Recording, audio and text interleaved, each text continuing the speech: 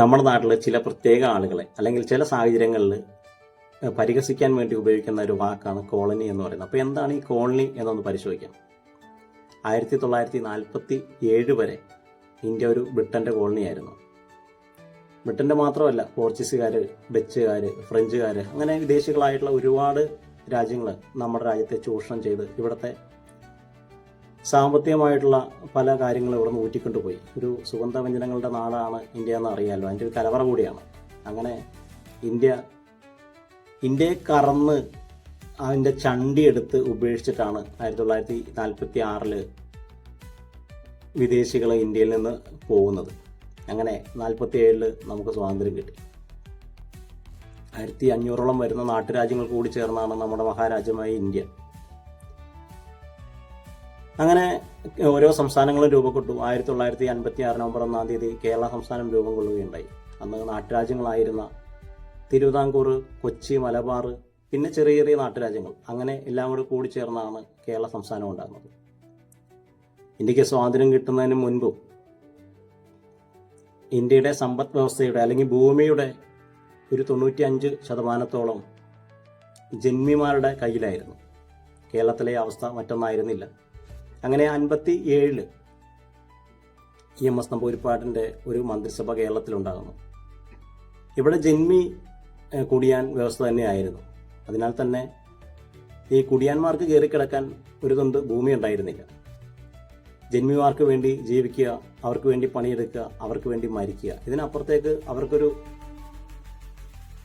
സങ്കല്പം പോലും ഉണ്ടായിരുന്നില്ല എന്ന് വേണമെങ്കിൽ പറയാം. അങ്ങനെയാണ് ഇവർക്ക് കുറച്ച് ഭൂമി കൊടുത്ത് കളയാം, കൃഷിപ്പണിക്കാരായ അവർക്ക് കൃഷി ചെയ്യാൻ അല്പം ഭൂമി കൊടുക്കാമെന്നുള്ള ചിന്തയാണ് ഈ ഭൂപരിഷ്കരണ നിയമം എന്ന് പറയുന്ന അതിൻ്റെ ഒരു ആശയത്തിലേക്ക് കാര്യങ്ങൾ പോയത്. പക്ഷേ ആദ്യം തന്നെ അങ്ങനെ ഒരു ബില്ല് പാസ്സാക്കാൻ ശ്രമിച്ചപ്പോൾ ജന്മിമാരായിട്ടുള്ള തമ്പ്രാക്കന്മാർ, ജന്മികൾ അത് തടസ്സപ്പെടുത്തുകയുണ്ടായി. അങ്ങനെ കേസ് ആയി കോടതിയിൽ പോയി, കേന്ദ്രത്തിൽ പോയി, അങ്ങനെ നിവേദനങ്ങളൊക്കെ രാഷ്ട്രപതിക്കൊക്കെ സമർപ്പിച്ചു. ഒന്നും നടപടിയായില്ല. അങ്ങനെ 1963 ആദ്യമായിട്ട് 1ാം ഭൂപരിഷ്കരണ നിയമം നടപ്പിലാക്കപ്പെട്ടു. പക്ഷേ അത് കുടിയാന്മാരായിട്ടുള്ള ആളുകൾക്ക് വലിയ പ്രയോജനമൊന്നും ഉണ്ടായില്ല. ജന്മിമാരുടെ ഭൂസ്വത്തുക്കൾ നഷ്ടപ്പെടാതെ ഈ താഴേക്കുള്ള ഇടയിലുള്ള അടിമകളായിട്ടുള്ള ആളുകളിലെ എത്താത്ത തരത്തിലാണ് അന്ന് ഈ നിയമം പാസ്സാക്കപ്പെട്ടത്.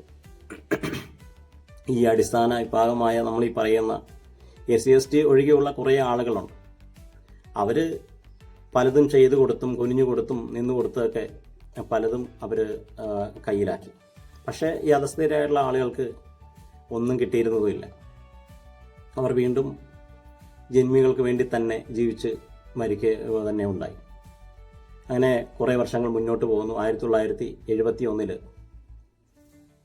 MN ഗോവിന്ദൻ നായരുടെ മന്ത്രിസഭ വരുന്നു. അപ്പോൾ കുടിയാന്മാർക്ക് തലചായ്ക്കാൻ ഇടമില്ല. അപ്പോൾ അവരന്ന് ചിന്തിക്കുന്ന ഇവർക്ക് ആശയപരമായിട്ട് എന്തെങ്കിലും ചെയ്യണം. അങ്ങനെയാണ് ഈ ലക്ഷം വീട് കോളനി എന്ന് പറയുന്ന ഒരു ആശയം വരുന്നത്.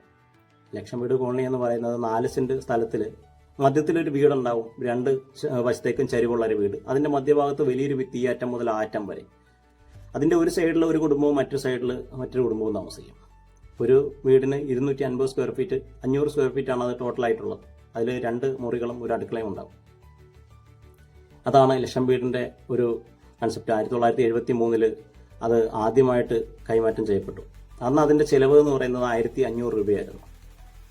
അപ്പോൾ ഇത് താമസിക്കുന്ന ആളുകൾ അല്ലെങ്കിൽ അത് വാങ്ങുന്ന ആളുകൾ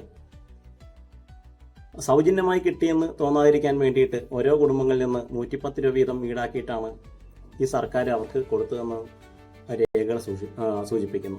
എന്താണ് അതിൻ്റെ ഔചിത്യം എന്നറിയില്ല. എന്തായാലും അങ്ങനെ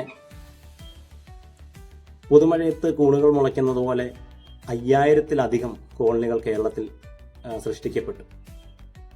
ലക്ഷക്കണക്കിന് കുടുംബങ്ങൾ ഈ കോളനിയിൽ ജയിലിൽ കിടക്കുന്ന അവസ്ഥയിൽ തളയ്ക്കപ്പെടുകയും ചെയ്തു. ഇവരുടെ ആദ്യം ആശയം ഇവർക്ക് കുറേ കൃഷിക്കാരായതുകൊണ്ട് കൃഷിഭൂമി കൊടുത്തു കളയാം എന്നായിരുന്നു. ആ ചിന്തകൾക്ക് ആദ്യം തന്നെ ജന്മിമാരിട്ട ഒരു തടയാണ് ഈ ലക്ഷം വീട് കോളനി എന്ന് പിന്നീട് നമ്മളത് മനസ്സിലാക്കി. ചരിത്രം പഠിച്ചാൽ മനസ്സിലാകും. അതുകൊണ്ട് തന്നെ ഭൂപരിഷ്കരണ നിയമം വഴി ഈ വിഭാഗത്തിൽപ്പെട്ട ആളുകൾക്ക് ഒരു തുണ്ട് ഭൂമി പോലും കൊടുത്തിരുന്നില്ല എന്നുള്ളത് സത്യമാണ്. കേരളത്തിൽ ഹാരിസൺ മലയാളം, കണ്ണൻ ദേവൻ പോലെയുള്ള വലിയ വലിയ കുത്തക കമ്പനികൾക്കും പല മുന്നോക്ക വിഭാഗത്തിൽപ്പെട്ട ആളുകളുടെ ക്ഷേത്രങ്ങൾക്കും ട്രസ്റ്റുകൾക്കുമായിട്ട് ലക്ഷക്കണക്കിന് ഹെക്ടർ ഭൂമി കേരള ഗവൺമെൻറ് കൊടുക്കുകയുണ്ടായി. എന്നിട്ടും ഈ സാധാരണക്കാരായുള്ള ആളുകൾക്ക് 3 സെൻറ്റിലധികം ഭൂമി കിട്ടിയിരുന്നില്ല. ഇപ്പോൾ അതിന് വലിയ വ്യത്യാസമൊന്നുമില്ല. ഇപ്പോഴത് ലൈഫ് മിഷൻ പദ്ധതിയിലൂടെ 4 ലക്ഷം രൂപയുടെ വീട് വെച്ച് കൊടുക്കുന്നുണ്ട്. ഇന്നത്തെ കാലഘട്ടത്തിൽ 2026 4 ലക്ഷം രൂപയ്ക്ക് എന്താണ് ചെയ്യാൻ സാധിക്കുക എന്ന് നിങ്ങൾക്കറിയാം. അപ്പോൾ എങ്ങനെയാണ് ഈ കോളനി ഉണ്ടായത്, എങ്ങനെയാണ് അവരുടെ ജീവിതം വളരെയധികം അസഹനീയമായി മാറിയതെന്നും എന്തുകൊണ്ടാണ് സാമൂഹികപരമായിട്ട് ഈ വിഭാഗത്തിൽപ്പെട്ട ആളുകൾ മുന്നോട്ട് വരാതിരുന്നതെന്നും ഏറെക്കുറെ മനസ്സിലായിട്ടുണ്ടാകും എന്ന് കരുതുന്നു. നിങ്ങൾക്ക് ഇനിയും അവരെ കോളനികൾ എന്ന് വിളിക്കണമെങ്കിൽ വിളിക്കാം. അത് നിങ്ങളുടെ മാത്രം ചോയ്സാണ്.